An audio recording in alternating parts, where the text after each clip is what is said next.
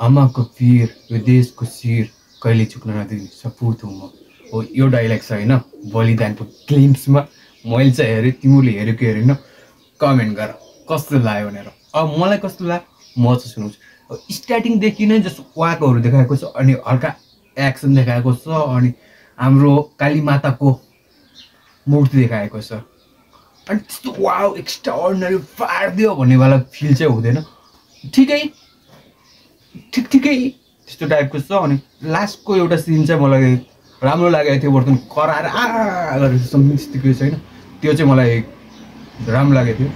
करावाला scene चाहिँ मलाई राम्रो लागेको थियो हो, त्यो चाहिँ ठिक लागेको थियो। अरू त ठिकै एभरेज टाइपको थियो। अनि हाम्रो सन्तोष सेन यो फिल्मको मेकर होइन, डाइरेक्टर पनि हुनुहुन्छ होला सायद, उहाँबाट मलाई खासै धेरै आश त छैन।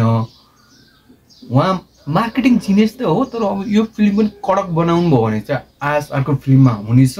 लेट्स सी हेरौँ कस्तो हुने छ।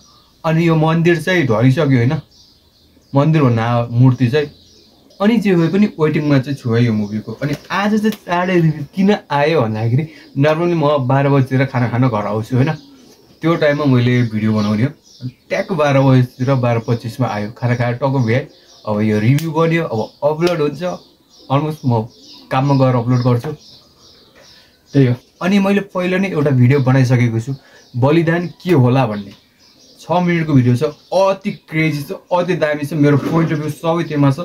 तिमीहरूलाई कस्तो लाग्छ त्यो गएर चेकआउट गर्न सक्छौ। अनि ठिकठाक भ्यू छ, अलमोस्ट 1.3 गएको छ। तर स्टार्टिङमा त गएको थिएन, महिनासम्म 100 भ्युजमै अड्किरहेको थियो। तर बिस्तारै गइरहेको छ, डेली राम्रो ठिकै भ्युज आएर अहिले ठिकै आएको छ।